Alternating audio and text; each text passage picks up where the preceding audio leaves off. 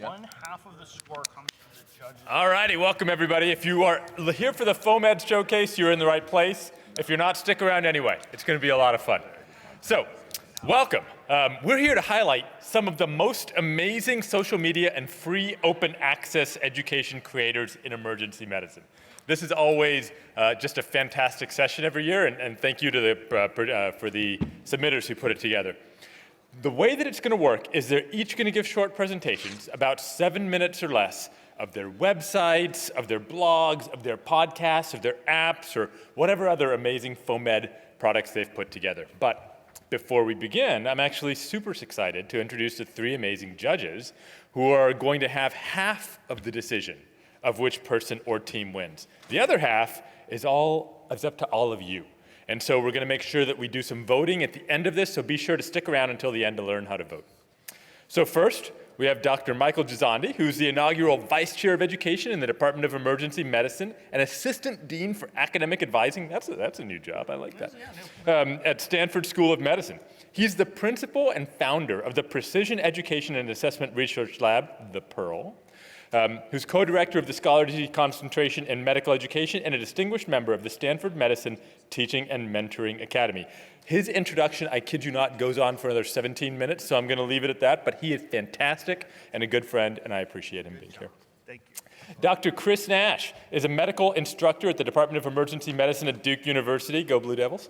He completed a residency at the Harvard-affiliated Emergency Medicine Residency at Mass General and the Brigham, go Crimson. After residency training, he went on and got a master's in education from Harvard and completed a medical education fellowship at Mass General. He's currently the Associate Director of Growth for the education website ALIEM, the Academic Life in Emergency Medicine, and also serves as Chief Technology Officer for ALIEM as well, which provides free e-learning courses for medical learners. His current research interests include technology, AI-enhanced education and assessment, FOAMed, which is convenient, and program evaluation, and improving on-shift teaching. Dr. Jonathan Warren at the end, who I just met and seems brilliant, is a chief resident at Harbor UCLA in his 4th year of residency. His interests include clinician well-being, medical education, ultrasound, and EMS. In his focus on clinician well-being, though, he's the founder and chief editor for Art of Emergency Medicine, a FOAMed site dedicated to showcasing the creative side of emergency medicine providers and providing evidence-based wellness articles. He's currently completing a medical education fellowship through the David Geffen School of Medicine and has begun working on an asynchronous learning platform for ultrasound called Sono Navigator. I'm going to Google that later. In his free time, John can often be found taking astrophotography photos. Nice. Did you get something good of the eclipse? No, I wish. Oh my God. All right. Jonathan dabbles in astrophotography and does not have a clue what he's doing. But he also likes to hike through the national parks. He's looking forward to starting a combined ultrasound EMS fellowship next year in Los Angeles. All right, here we go. We're going to get started. So the first of our presenters is Dr. Ryan McKillip. Dr. McKillip, are you here? Awesome.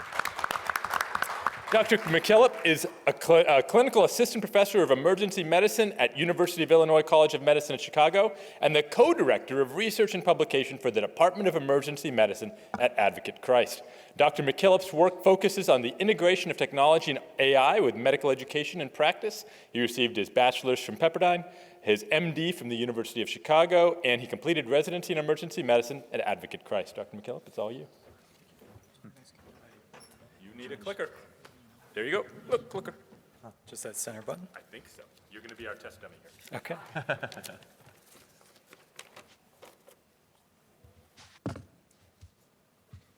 Oh. Okay. All right. Hello, everyone. My name is Ryan McKillip. Thank you for the opportunity to be here. Thank you, judges. Thanks for the opportunity to present our Alexa skill called Halo Practice, which helps with the mental practice of high acuity, low occurrence emergency medicine procedures. We have no financial disclosures and everything is free. I'm part of an awesome team led by Ryan Tabor, one of our assistant program directors at Advocate Christ. We work with Megan High, one of our first-year residents who helps with product development, and Tim Henderson, one of our graduates who helps with quality review. You're working an ominously quiet Tuesday morning shift one day when you overhear a frantic call from EMS on the radio saying that they're bringing in a 34-year-old woman in cardiac arrest. As the patient arrives, you realize in the chaos of their resuscitation, it was either overlooked or not communicated that the patient is actually pregnant. You feel your heart rate tick up a little bit as you realize that a crash C-section is imminent. While the concept of the procedure is simple, the details of each step are a little bit more hazy in your mind than you would like. Nonetheless, you do remember that it is recommended you start the procedure at 4 minutes and complete it by 5 minutes, and the clock is ticking. Few procedures that we perform in the emergency room generate a sense of urgency like a resuscitative hysterotomy. For the more common procedures, we develop expertise over time, and they become routine. For rare and low acuity procedures, we have the benefit of time to review a resource such as a website or a textbook or YouTube. Unfortunately, some life or limb or organ-saving procedures are less common, and we do not develop that comfortable expertise over time, and they provide little to no time to prepare. We call these high acuity, low occurrence procedures. Mental practice is the visualization of a set of actions that is consistently shown to improve performance. Historically practiced among athletes and the performing arts, it has recently been demonstrated to help healthcare workers as well. This is the inspiration for Halo practice, an Alexa skill which helps with the mental rehearsal or refreshers of rare emergency medicine procedures.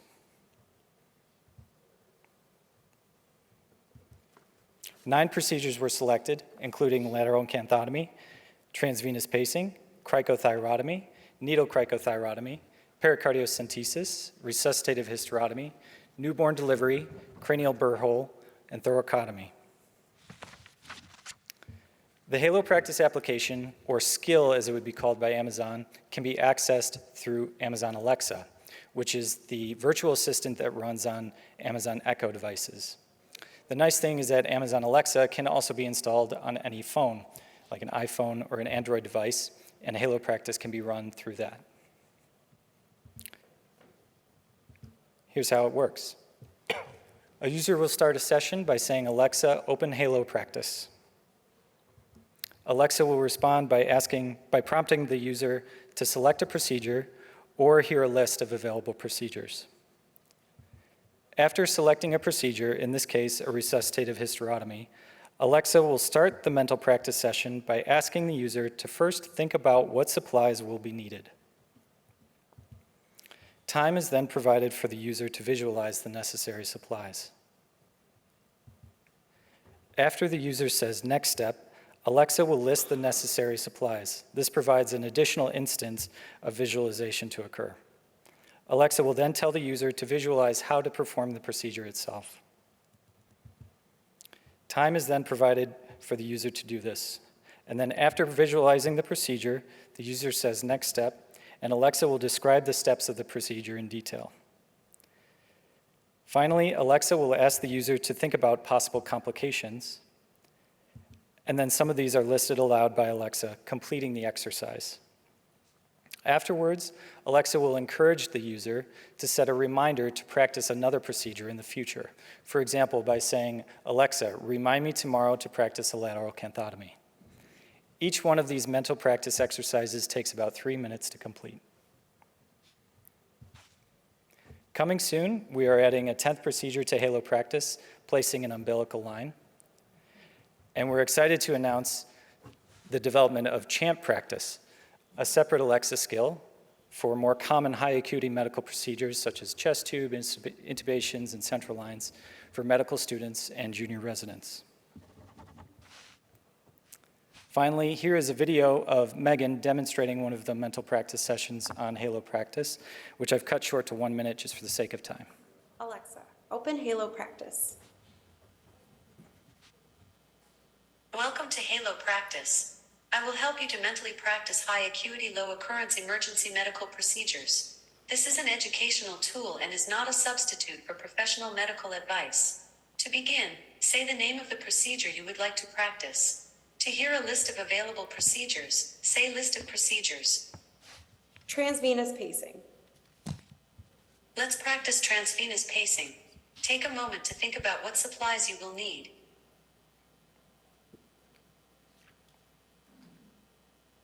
When you are ready to proceed, say next step.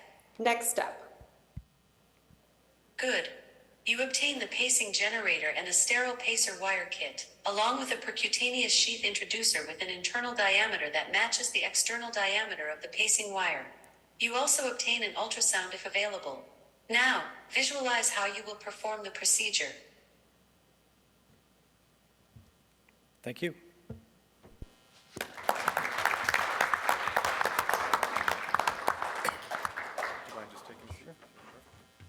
So let's kick it to the judges who have microphones. Mike, Chris, John, let's go in that order for this one. What do you think, Dr. Gisondi? There we go. Oh, that's great. Congratulations, Dr. McKillip. You know, we're here looking at foam, and it's going to be techy and shiny and new, but your project is based in evidence-based learning science, right? You're using the 6 techniques that have actually been proven to help adults learn. You've got 3 of them at least that I was looking at: retrieval practice and uses of cases and elaboration. And you know, these are the foundations for good pedagogy for any instructional activity, and we forget about them sometimes. We get the tech in the way of the pedagogy, and in this case, you were really rooted in learning science, whether you knew that or not. It's really great. So, congratulations.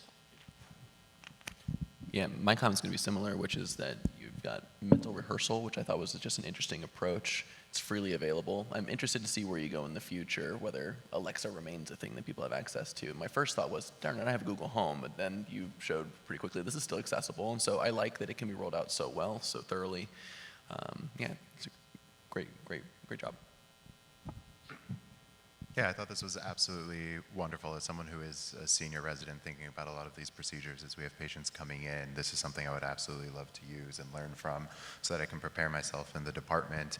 I can see how you're moving forward with additional procedures, and it would be wonderful. I do wonder if you could incorporate some like spaced repetition into it as well once you've completed one. If it presets the next time for you to do it based on what your comfortability was, could be another step you might consider.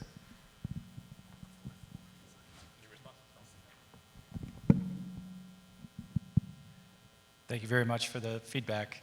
Spaced repetition is actually something that we would love to incorporate. It's very difficult to program into it, but it's something we've looked into and hope to implement in the future.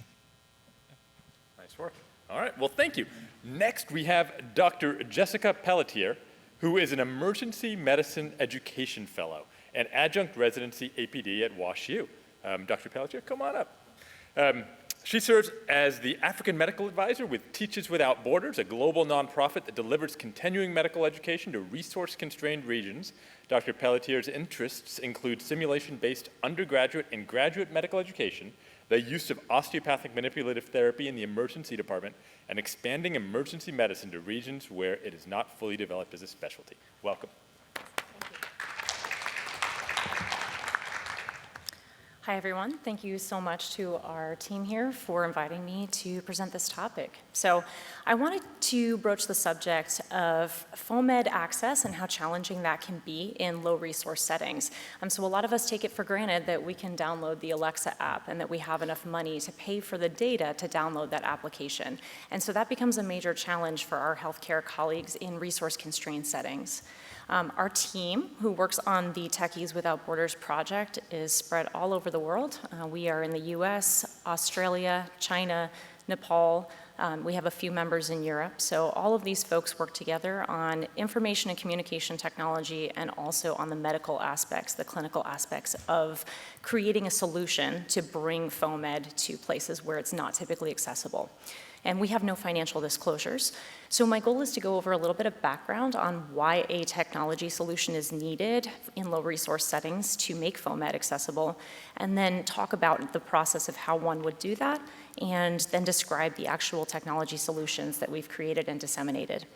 So we'll start off with CME, or continuing medical education barriers in resource-constrained settings. And duly noted is that the LMIC term is kind of changing to Global South, so take it or leave it, but the definition here for what a low-income country is making per individual about $1,100 a year. So that equates to about $3 US a day. And you can only imagine how challenging it would be to access things, even like data, to download an app if you make $3 a day. And other barriers that these countries face that are highlighted in yellow and red include lack of consistent internet availability. So Wi-Fi is sparse in most of the hospitals that I partner with, and electricity goes in and out on a common, frequent basis. And then again, money. And it's not necessarily that foam itself costs money, but the data to download it and the data to run it. A lot of the medical students I work with in the Gambia say that they use about $30 US a month in data, which is 10 days of a family member's income to pay for them to study. So this brings up the need for information and communication technology solutions for development. It's not enough to give someone a technology solution if they can't use it in their local context. And so the concept of adapting to a low resource setting is called citizen-centric capacity development, so giving people the tools to help themselves. And what we have done with the Techies Without Borders program is we've developed something called Continuing Medical Education on Stick, or CMES. And we have two separate technology solutions that are adaptable to different settings. So the first is a USB that has an application built in. Anytime that someone is connected to the internet, the app will sync to a cloud-based server and download all of our latest content, which is donated by both MRAP and free open access medical education providers. So MRAP gives us all of their podcasts and PDF files, and then we also have donations from EM Docs, Life in the Fast Lane, Emergency Medicine Cases, the WHO, and several other providers. This is great, the USB solution, for small clinics in rural areas where there are a couple of physicians and a desktop computer. The more adaptable solution that we've created for more providers at one hospital is called the CMES Pi. It's a Raspberry Pi, which is a handheld computer, and if you're within a building's distance of the Pi, you can sync all the latest content to your phone application and then download those PDFs and podcasts to your phone without using any Wi-Fi or data.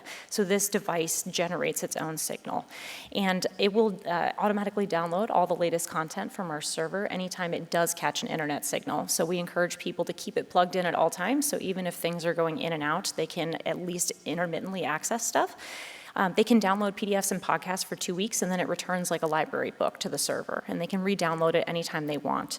This is what our phone application looks like, and it's available for both iOS and Android. And as you can see, it's searchable. It doesn't work like AI, and that's something we're working on in terms of being able to type in sentences. Right now, it's just typing in a topic, so CHF, or heart failure, or if you wanted to type in ACS, and it will generate all of the different PDFs and podcasts we have available. You can also save favorites, and we have a local folder that allows people to store content that is locally relevant. So if they have antimicrobial resistance guidelines and things like that, we can upload it for them, or they can upload it themselves. We are moving to a video-based platform that's only a slightly larger computer starting the end of 2024, and MRAP has kindly donated all of their MRAP HD videos and Corpendium, so this is going to be pretty revolutionary for our users. We're currently installed in 19 countries, and we serve 5,500 doctors who care for 13.5 million patients. I work primarily with Africa, so Nigeria, Uganda, and the Gambia, where we have 9 sites.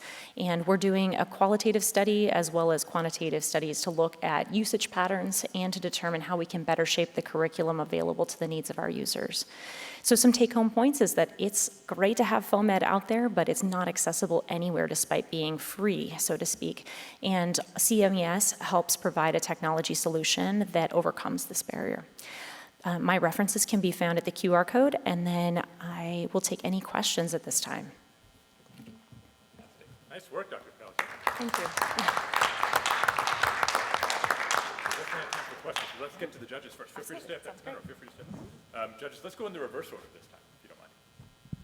I think this is an absolutely wonderful innovation that you've brought, and it's addressing a crucial need, and it's a pretty sophisticated response using technology that's relatively inexpensive, utilizing flash drives and Raspberry Pi for what can affect lots of physicians moving forward into the future.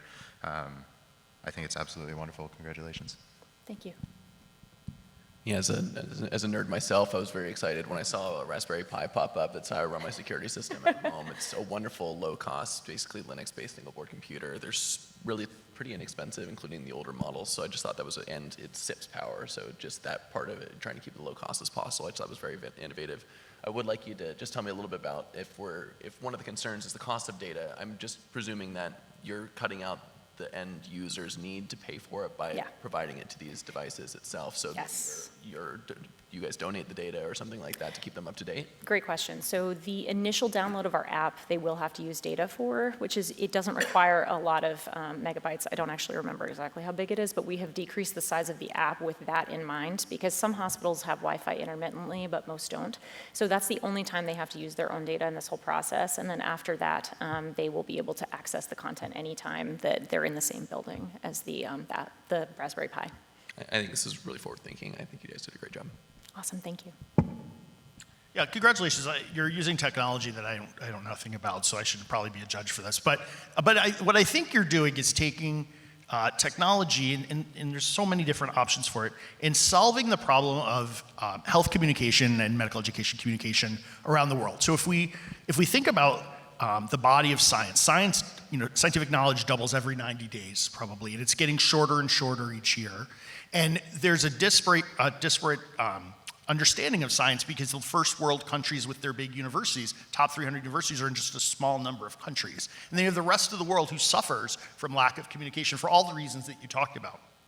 But there is a day that's coming, not that far in the future, where things like what you're doing is going to equalize the playing field. And laboratories in small third world countries will make amazing discoveries just like first world countries do, because they'll have access to technology to be able to do it. So, tech writ large is going to need to be made to do this, and in piecemeal, these are the kinds of things that advance it. So, congratulations. Awesome. Thank you guys for your feedback.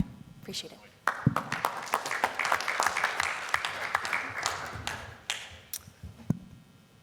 That's great. Those were both fantastic. I can't wait to see what comes up next. Dr. Eva Tovar Hirashima is an assistant clinical professor at the University of California, Riverside, and the ultrasound fellowship director, I didn't know that, for the Department of Emergency Medicine at Riverside as well. She was born and raised in Mexico City, received her medical degree at the National Autonomous University of Mexico, and did an internal medicine residency before she came up north to Boston, where she completed an emergency medicine residency at our program at Harvard. She then did an ultrasound fellowship at the University of Maryland, and in 2017, she moved to Southern California. Since then, Dr. Tovar has participated in and spearheaded cross-border medical education initiatives in areas such as street medicine, pre-hospital care, and POCUS.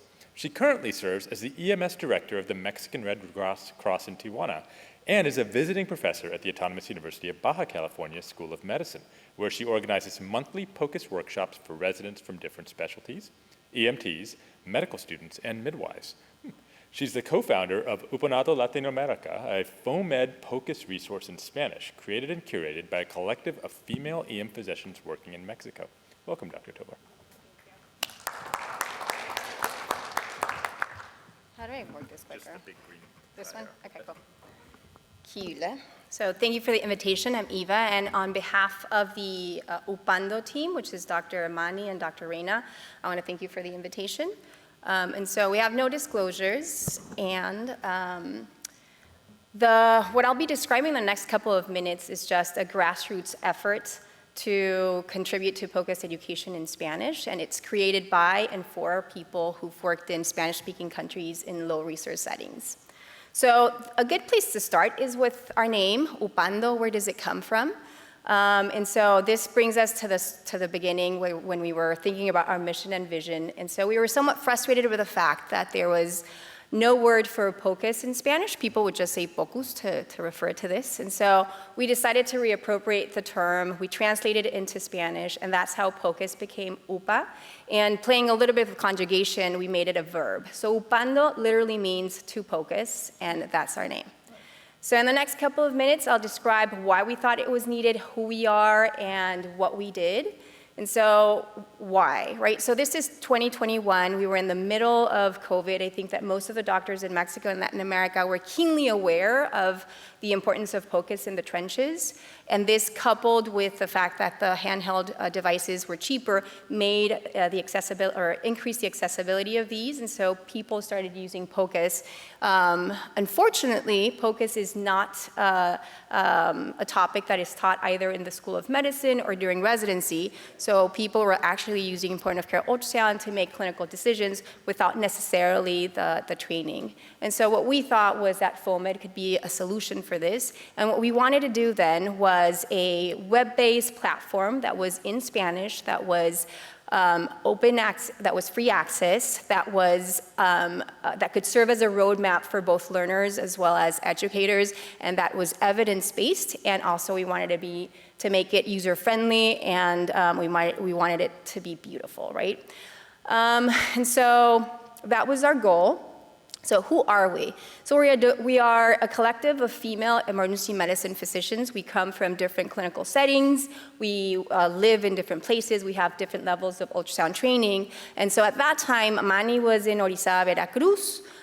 Reina was in Guadalajara, and I was in Riverside as well as in Tijuana. And even though we all were in different places, we shared a common goal, and our goal was to make POCUS, or to democratize POCUS, basically. But we also wanted to provide a means for the people to actually use it appropriately. So what did we do? I think that the best thing is for you guys just to follow that QR code, which will take you guys to that website. But in a nutshell, what it is, it's a website that has narrated instructional videos in Spanish. What we've done is that we've divided them in 3 tiers. The basic, or the high yield stuff that we think EM providers as well as providers who are working in the acute settings should know, and then the intermediate as well as the advanced applications. So it's a work in progress. To date, we have 39 narrated videos of all of these 15 core applications. And in addition to these, we also have these case-based shorter versions or shorter videos, as well as infographics. And importantly, we have these downloadable worksheets in Spanish that people can use to report their POCUS findings, and it has a separate section for QA. So what we think Upando offered is a simple and practical solution to both educators as well as learners. If you look at our metrics, we've slowly grown. I mean, it's a grassroots effort, so it's word by mouth or word of mouth. So in 2023, we had around 12,000 site sessions and 7,200 unique visitors to our website. The map doesn't really show that well, but what you would expect is that the countries that are Spanish speaking are where our people are actually looking at our website. So mainly they're from Mexico, but most of the Latin American countries that speak Spanish have visited our site. And currently, Upando is being used in SIM centers in Guadalajara to kind of serve as asynchronous learning for the people that Reina teaches. And then we're using Upando in our monthly sessions where we train FM, EM, and IM residents. And it's also being used in Tijuana to train our paramedics. So what has Upando done? We think that that the successes that we have is that it's helped with knowledge and skill translation. It also has been a place where mentorship has occurred, not only among ourselves as a collective of female physicians, but also with our end users, where we provide a platform for diverse voices and for diverse perspectives. In addition, it has led to collaboration with both local as well as regional ultrasound champions. And finally, the idea or the principle of this is about reciprocity. And so we all have a say on where we want to go, how we want to do it, and we all benefit from it. So thank you, and sigamos upando. Stick around. Let's see what the judges have to say. So, Dr. Nash, can we start with you? Yeah, this is a really cool project, and I think you're right that FOAMed is a perfect place for this to go. One of the things I was thinking about is one of the challenges with foam traditionally, long-term or writ large, has been, hey, how do we make sure that what's being put out there is validated? How do we make sure that it leads to learning, and how do we get feedback when something should be improved? So as I was seeing this, I was really astounded by how much effort you all have put in with a rather small team to come up with, Yep. that much. And at some point, maybe after the other two judges, we're going to be interested on what the iterative process looks like. Yeah. So basically what we do is, so I'm ultrasound trained and Manny is also ultrasound trained. So it's the way how we create the videos is we'll kind of talk about the topic, and then afterwards it's a process where everyone will kind of weigh in, and it's peer reviewed if you want to kind of think it that way. And then the other thing is that it also has to be culturally sensitive, right? So for example, in most places in Mexico and Latin America, for example, you may not have access to, let's say, hemodynamics or PCI, right? So like the idea of actually having people who work and understand low resource settings is for them to actually, yes, use evidence-based, because that's of course what we want, but also understand the cultural differences and the economic or cultural differences. And so the idea of having this is just to give a voice to the people who are actually in the trenches, if you want to say it that way. Yeah, so I applaud you for two reasons. And I'm thinking about Spanish-speaking countries, in South America in specific. When we're thinking about foam, foam hasn't really gotten hold in South America in general, and much of it that is populated are English-speaking pieces of foam that are translated into Spanish, as opposed to what you did, which is write them in the native language. So you're not only bringing foam to South America, but you're doing it in native language, which are two big criticisms of the current foam expansion southward. So that's really great. I have a question for you. So I find my ultrasound director very rigorous in the things that we have to do to prove that we know how to turn the machine on. And I wonder, when you're having something like this, it's just videos and such, like how is the QI done? Or if no one knows how to turn the machine on, are there even machines to practice on in some of these places? So I'm curious, is it just videos, or are you following up in some sort of, the ultrasound people are always very detail-oriented. So I'm certain you're doing it. I just want to know how you're doing it. So Upando is it's basically for asynchronous learning, right? So the videos are mainly, we do talk about knobology, of course, but then, the machines that people are going to be available are going to be different everywhere. So we just talk about the very basic kind of gain, depth, et cetera. But then I think that what's happened is that, for example, I've got I work with, I do the asynchronous learning with Upando, but then in Tijuana, for example, I do teach hands-on, and so there is where I can actually follow up and make sure that they actually know the knobology. But that's something that we just don't have the personnel to do in the rest of Latin America. Yeah. I think this is an absolutely wonderful intervention. Anytime I'm thinking about education and designing something educational, it's really about meeting the learners where they're going to be, whatever that level of skill is, but also what you're highlighting and what I think is important is their language as well. And it intervenes on something that's certainly a need, and I can see being expanded to other languages in other areas as well for people who may speak those languages and making it culturally sensitive. So I absolutely love this, and as you know, POCUS is very near and dear to my heart. I was wondering, are there any next steps moving forward, since POCUS is such a rapidly expanding and changing field, to incorporate maybe Spanish highlights of recent studies or landmark literature, anything along those lines so people can learn? We actually have, we do have literature associated to certain topics. That was one. The other thing that we're doing is we sent a survey to our users, and so possibly doing QA with users is an option that people seem to be interested in.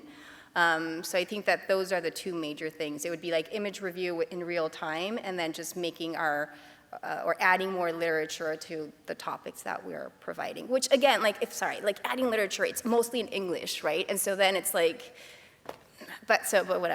yes, the idea is the literature, but mainly the image review and hands-on.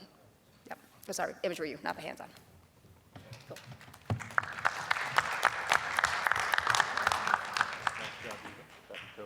Nice job. All right, we're on to the fourth of our four presenters, and then we're going to talk about how to vote, so stick around. So Dr. Sara Crager received her medical degree from the Yale School of Medicine. She did her EM residency training at UCLA and went on to complete a critical care fellowship at Stanford. Dr. Crager is currently an assistant professor at the UCLA David Geffen School of Medicine with a joint appointment in the Department of Anesthesia and in Emergency Medicine. She works clinically in the cardiothoracic and surgical ICUs at UCLA, as well as the medical ICU at Antelope Valley. She is the creator of MRAP ICU Fundamentals, the series, as well as the Emergency Critical Care FOAMed website, ICUED.org, and the ICUED podcast. Dr. Crager also works with the NGO MRAP Global Outreach on improving access to medical education and is core faculty with the MRAP Access Plus Innovation in Medical Education, AIME, Fellowship. She has won multiple teaching awards and lectures nationally and internationally. I think she's not actually here, but there's a video, is that right? Yes. Perfect, thank you. I see the word video here so I can read. All right, let's see if it works. Hey everybody, my name is Sara Crager. I'm an emergency physician and intensivist at UCLA. I'm really sorry I can't be there in person today, so I made you a short video to introduce you to ICUEDU. ICUEDU is an emergency medicine critical care FOAMed website and podcast with the goal of expanding people's emergency critical care knowledge base and making that knowledge accessible, but without dumbing it down. To become an excellent resuscitologist, there's a lot of knowledge you need. Vents, pressors, acid-base, shock, but applying that knowledge in the resuscitation bay under the pressures of time and acuity, that's very different than talking about it on ICU rounds. I think it becomes a qualitatively different skill. And in order to train excellent resuscitationists, I don't think that our goal should be to teach them to become walking medical Wikipedias. I don't think that'll do it. The philosophy behind ICUEDU is that in order to truly train people towards excellence in resuscitation, what we actually need to be doing is cultivating expertise. Now, it turns out that there's a deep science behind expertise. And one of the things that we know about experts in fields anywhere from math to chess to music to medicine is that a hallmark of experts' outstanding performance is their use of qualitatively different cognitive strategies, or, as I like to refer to them, mental models. Now, the problem is that in medicine, that's not what we teach. That's not how we teach medicine. This is the way I was taught acid-base. Probably looks something like the way you were all taught acid-base, but the problem is this is not a mental model. This is a mental model of acid-base. This is what I use at the bedside when I'm resuscitating a sick patient and I need to glance at their ABG and know the answer in 30 seconds, not necessarily when I have 3 hours on ICU rounds. So ICUEDU tries to take models of acid-base, of respiratory failure, ventilators, of shock, and turn the way we were taught them into useful mental models that we can use at the bedside to resuscitate patients. We also try and go through and talk about clinical problem-solving mental models as well. Now, just because it's complicated content doesn't mean it needs to be boring. It's like the movies. If an audience finds a movie boring, nobody blames the audience, right? People are like, oh, that was a boring movie. The people who made it should do a better job next time. I think the same thing about teaching. I am asking my students to put in a lot of time and energy into their learning, and I should be investing just as much time and energy into making the teaching entertaining. Because I believe that even if you're talking about acid-base, you can still make it interesting, engaging, and accessible. This is the ICUEDU website. The homepage has links to the 4 major core content subsections. It has a place where you can look at the latest content, where you can follow the podcast, and then where you can submit questions or comments. If you go to the core content subpage, it's broken up into 4 sections: cardiac, respiratory, shock, and acid-base. Each one of those sections has different lecture topics related to that subsection. Once you figure out one of the topics that you want to take a look at and you click on it, it takes you to that lecture subpage. There you'll find the video lecture broken up into 10 to 15 minute chunks to make it a little bit easier to digest, hopefully. And then you have additional resources on that page. So you have the pocket cards, you have the lecture slides, and then you have links to papers or other outside resources that might be useful, as well as all the references from the talk. The next subpage is the cases and shorts subpage. This subpage has audio, that is clinical cases talking through clinical problem solving, as well as shorter, more focused ICU topics. Finally, there's the most recent addition, which is the downloadable pocket intensivist card subpage. These are little cards that are easy to download on your phone with key information that I thought it might be useful to have in your pocket while you're on shift. So that's ICU EDU. So far, we're getting about 2,800 site visits a month from people from about 50 countries, and I honestly don't know anything about website metrics, so I have no idea if those are good or terrible numbers, but that's what it is. Ultimately, the most important thing is that I'm hoping that ICU EDU will help people cultivate true expertise, not just acquire more knowledge. It's free, it's gonna stay free, and hopefully you guys will find it useful. Go to the website, let me know what you think if you have comments, questions, and thank you guys so much for listening.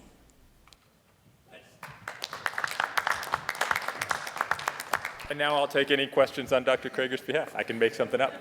All right, so here is, thank you. First of all, thank you to the three of you for being here. Dr. Crager, who wasn't here, congratulations on such amazing work for all three of you. Now we get to the fun part. So here's the thing. We are going to have some votes. So judges, your job right now is to pick one of the 4 FOAMed innovations. This is going to be really hard. Take a few minutes, and then write the winner on your card. Don't turn it over. We're going to turn it over in dramatic game show fashion. You need another pen? I've got, this one was fancy. It has like, well, I have more pens. So don't tell each other, but just have those cards ready to go.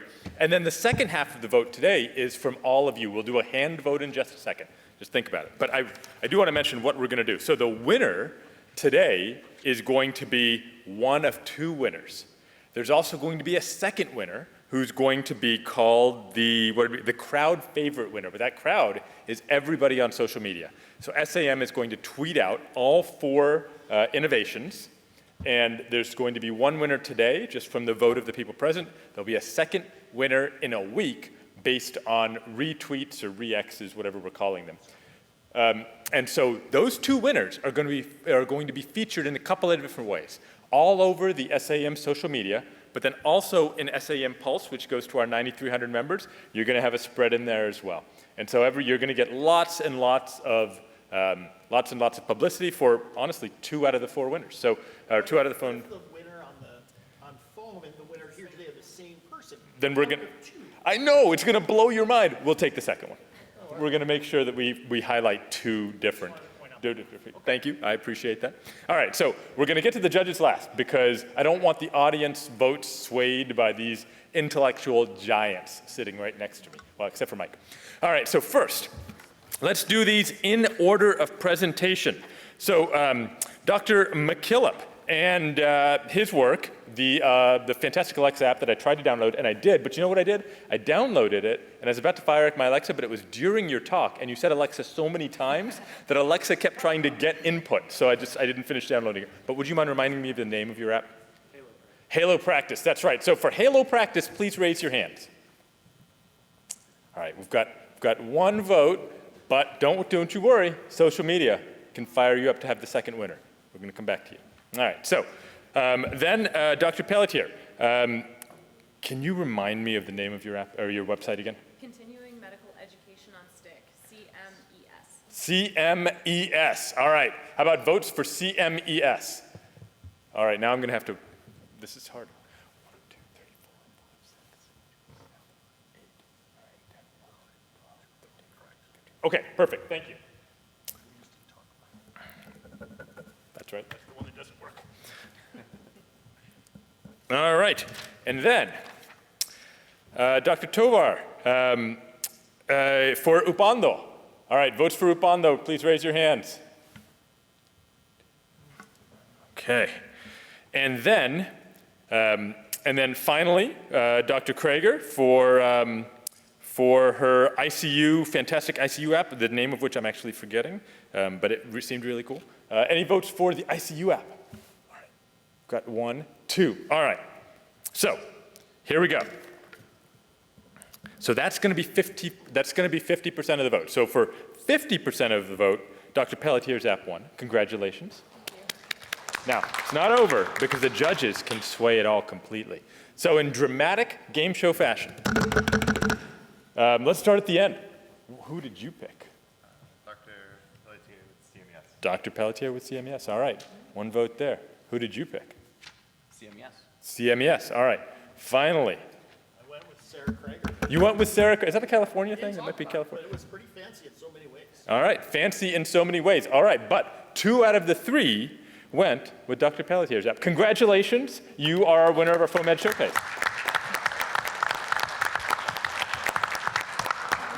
So, it's going to be featured all over SAEM social media. It's going to be in the SAEM Pulse as well. But here's the thing.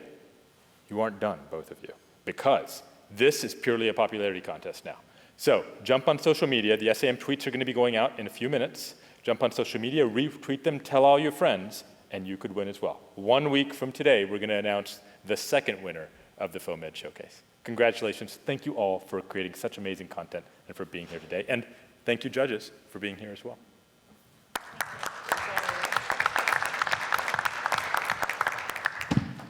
That's it. Have a great rest of your day. Congratulations, everyone. That was really